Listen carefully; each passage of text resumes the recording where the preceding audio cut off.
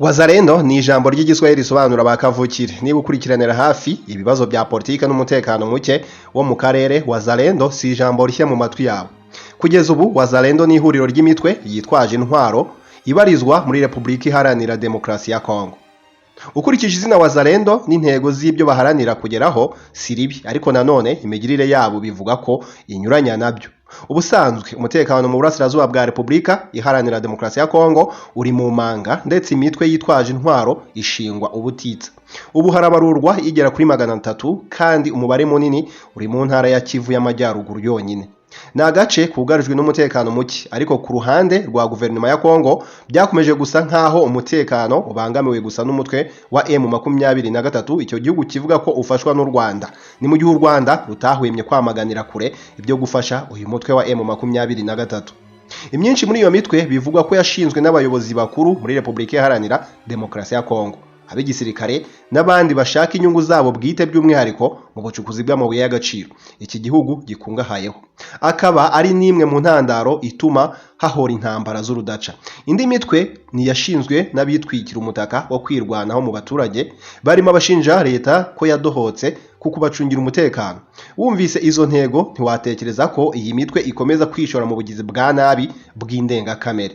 Nka Wazalendo by'umwihariko imaze igihe ikorera ku butaka bwa Repubulika Iharanira Demokarasi ya Kongo, ariko izina ryayo ryongeye kugarukwaho cyane mu itangazamakuru mu mwaka w'2022. Kwiyuburura kwayo gusa n'ukwabayeho hagamijwe guhangana n'umutwe wa M23. Uyu mutwe mu byo urwanira bikaba bivugwa ko uharanira uburenganzira bw'abaturage bavuga ikinyarwanda bo mu bwoko bw'abatutsi. Uyu mutwe wa M23 rero wongeye gukaza ibitero igaba ku ngabo za Kongo Kinshasa RDC mu mwaka w'2021. Kuva icyo gihe imitwe itandukanye yihurije ipinga muri Gicurasi mu mwaka w'2022 kugira ngo ihuze imbaraga hagamije kwirwanaho no kwerekana ko Wazalendo ariyo ikunda igihugu kurusha abandi. Reka tubabwire imwe mu mikorere ya Wazalendo. Abarwanyi ba Wazalendo usanga baravuye mu mitwe yitwaje intwaro itandukanye, barimo abahoze barinda ibirombe bicukurwamo amabuye y'agaciro n'abandi bava impande zose. Wazalendo yabayeho kuva mbere yuko na M23 yongera kugaba ibitero kuri RDC, gusa icyo gihe nta mbaraga yari ifite, ryari nk'izina ariko ridafite ibikorwa bifatika.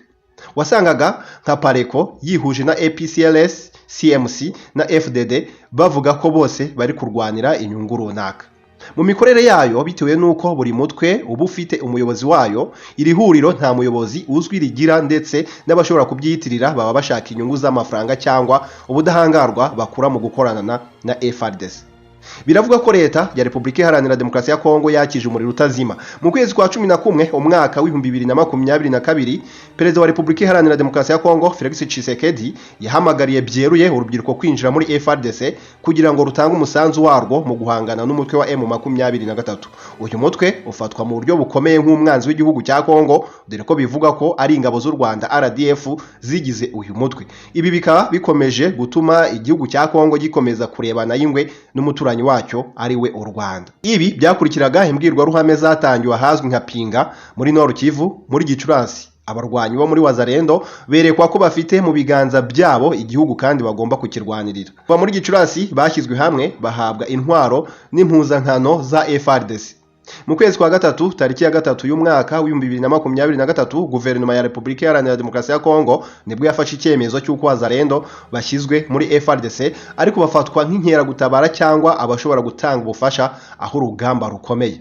Tariki ya gatandatu kwezi kwa gatatu, Minisitiri w'amashuri makuru na kaminuza muri Repubulika Iharanira Demokarasi ya Kongo Muhindo Nzagi yabwiye abanyamakuru ko guverinoma isaba Wazalendo kuva mu bwihisho bagakora mu buryo bweruye ku mugaragaro. Icyo gihe babarwanyi babaga mu mashyamba bavuyemo, ndetse nabo batangira kwiyumva nk'abemewe na leta ya Kongo. Ibi byari byabemereye gutangira gukorana byeruye n'ingabo za leta ya FARDC, ariko hari hakirimo imitego igiye itandukanye. Wazalendo rero hari igihe isohora amatangazo agamije gukangisha ko bazatera ibirindiro by'umutwe wa M23, ibya MONUSCO n'ingabo z'akarere.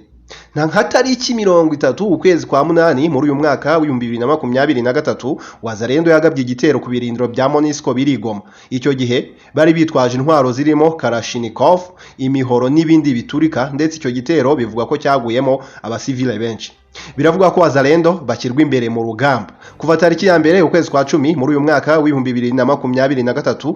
FRDC yavuze ko igiye gutera bidasubizwaho umutwe wa M23 kugeza usuye aho wavuye, ariko buri gihe kwisonga ry'abayobora ibyo bitero ishumurayo Wazalendo. FRDC yabashyize imbere, ariko kuko M23 yari yategujwe ko iri buterwe basanze yiteguye, bituma Wazalendo itakaza abarwanyi benshi, nubwo ku rundi ruhande na M23 nayo yatakaje abatari bake. Imiterere n'imikorere y'abari muri iri huriro ituma bigorana kubatandukanya n'abarwanyi b'indi mitwe nka FDLR igizwe n'abasize bakoze genocide yakorewe abatutsi mu Rwanda, Nyatura, ADF ndetse n'indi mitwe igiye itandukanye. Bitewe nuko bihuje n'ingabo za leta kandi hari ubwicanyi bukorerwa abaturage, leta ikihutira kubwihakana ivuga ko nta ruhare yabigizemo. Umusesenguzi wa politike n'ibibazo by'umutekano mu karere avuga ko guverinoma hari igihe yitanguranwa iyo habaye ubwicanyi bw'abasivile ariko ntifate ingamba zikomeye. Agira ati igiteye urujijo ni ukubona guverinoma ijya gushakisha imitwe y'inyeshyamba ifite ibyaha by'intambara iregwa ngo ikoresha abarwanyi bayo, isuzuguye igisirikare kandi nacyo kirimo ibibazo bikomeye. Guverinoma ivuga ko M23 ifite igice cy'ubutaka yafashe. Ni gute guverinoma yihandagaza ikavuga ko bugiye kurindwa n'inyeshyamba? Ni gute iziha ububasha hanyuma ejo ikazirega ubwicanyi? Wazalendo batangiye basa n'abadafite intego ya politike kuko biberaga mu birombe. Ubu barayifite kubera imbwirwa ruhame ya guverinoma ibaha ububasha bwo kurwanya umutwe wa M23 no kurengera ubusugire bw'igihugu. Bafite ingufu kuko ni benshi kandi barashyigikiwe kuko bafite ibikoresho. Gusa ku rundi ruhande bameze nk'abishora ku rugamba batazi kuko nta bumenyi buhagije mu bya gisirikare bafite, ndetse harimo n'abagikoresha imbunda n'impuzangano bambitswe nk'iturufu yo gusahura abaturage, abakomeje umutsi bakamburwa n'ubuzima. Tariki ya 9 ukwezi kwa 10 muri uyu mwaka w'2023 FRDC n'imitwe y'abarwanyi yisunze bashimusa abasivile barindwi muri Bugomba muri grupoma ya Gisigari, abandi basivile biciwe mu gace ka Budiyuku. Nyuma y'ubu bwicanyi FRDC n'inkoramutima zayo ku rugamba muri iki gihe yagiye muri Rugari irasa ku baturage bari bari mu maduka nabo yasanze aho batuye. Mu guhunga uruhare rw'igisirikare cyayo, guverinoma ya Repubulika Iharanira Demokarasi ya Kongo yavuze ko Wazalendo isanzwe ikorana na FRDC ariyo yibye impuzankano ikishora muri ibyo bikorwa. Aha hari abibaza uko ubujura nk'ubwo bumenyekana ariko ntihakorwe iperereza cyangwa hafatwe ingamba zikaze zo guhangana nabwo. Byakurikiye amagambo y'umuvugizi wa guverinoma ya Repubulika Iharanira Demokarasi ya Kongo Patrick Muyaya wavuze ko abarwanyi ba Wazalendo amasezerano ya Arusha na Rwanda yavugaga ko bagomba kwamburwa intwaro, bakwiye gushyigikirwa ndetse bagahabwa ibikoresho bya gisirikare byisumbuyeho.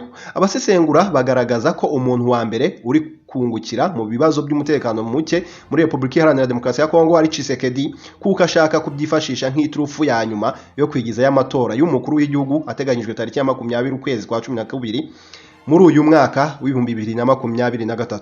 Ikigaragara nuko guverinoma ya Kongo ifite ubufatanyacyaha mu bwicanyi bukorwa na FRDC n'imitwe iyishamikiyeho, by'umwihariko nyuma yo gutagatifuza Wazalendo yatumye umutekano muri Kivu y'Amajyaruguru urushaho kuzamba. Nubwo imirwano irimbagije muri Repubulika Iharanira Demokarasi ya Kongo muri Kivu ya Ruguru na Ituri, Perezida Felix Tshisekedi yafashe icyemezo cyo gukuraho etat de siège mu byiciro.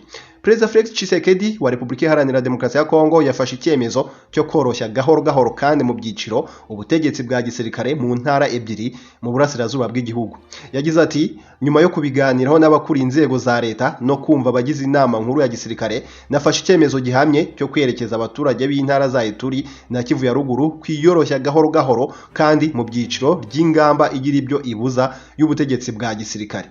Muri iryo jambo ryanyuze kuri televiziyo y'igihugu mu ijoro ryo kuwa 4, Tshisekedi yavuze ko yahisemo gushyiraho uburyo bw'inzibacyuho bugamije gusubizaho ubutegetsi bwa gisivile mu duce twamaze kugarurwamo umutekano n'ingabo za Repubulika Iharanira Demokarasi ya Kongo FRDC.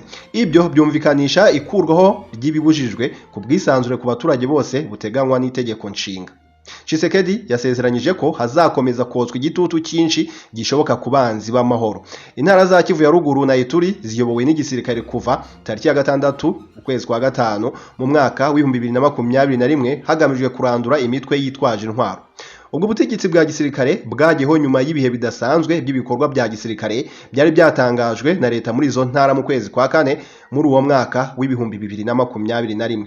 Ariko mu kwezi kwa munani uyu mwaka w'ibihumbi 2023 benshi mu bitabiriye inama nyungurana bitekerezo y'abategetsi yigaga kuri ubwo butegetsi bwa gisirikare buzwi nka etat de siège bari basabye ko buvanwaho kuko nta musaruro ugaragara bwatanze. Abadepite bo mu ntara no ku rwego rw'igihugu na ba guverineri ba gisirikare b'izo ntara ebyiri ni bamwe mu bategetsi bari bitabiriye iyo nama yabereye Kinshasa mu nteko ishinga amategeko y'icyo gihugu. Icyo gihe Depite Nyiramugeyo Musabimana Beatrice wo mu ntara ya Kivu ya ruguru watorewe muri teritwari ya Masisi yabwiye BBC gahuza miryango ko kuri we ubu butegetsi bwa gisirikare ntacyo bwagezeho. Yagize ati ni ukuri uvuze ko nyirugo yapfuye ntabwo bari we umwishe, naho ubundi iyi etat de siège ntacyo yatugejejeho. Umuturage ntabwo akeneye etat de siège, yarayisabye yarayirambiwe nibasubize ubutegetsi mu maboko y'abasivile n'umusirikare bamusubiza akazi ke ko kurwana intambara. Mu mwaka wa 2019 Tshisekedi yavuze ko hatangiye ibitero bigari bya gisirikare bigamije kurandira imitwe y'inyeshyamba mu burasirazuba bw'igihugu bivuga ko igera kuri 300. Tshisekedi atangaje ibi bijyanye na etat de siège mu gihe kuva mu minsi ya vuba ahishize imirwano yongeye kubura mu burasirazuba bw'igihugu mu ntara ya Kivu ya ruguru. Amakuru avuga ko inyeshyamba zo mu mutwe wa M23 zirimo kurwana n'ihuriro ry'imitwe yitwaje intwaro ibogamiye kuri leta yitwa Wazalendo nk'uko twabibabwiye. Bitangazwa henshi nko muri raporo y'inzobere z'umuryango w'abibumbye ko M23 ifashwa n'u Rwanda, ikirego ubutegetsi bw'i Kigali bukunda guhakana bwivuye inyuma. Reka dushimire mwe mwese mudahwema kubana natwe, tubasaba gukora like, comment ndetse na subscribe.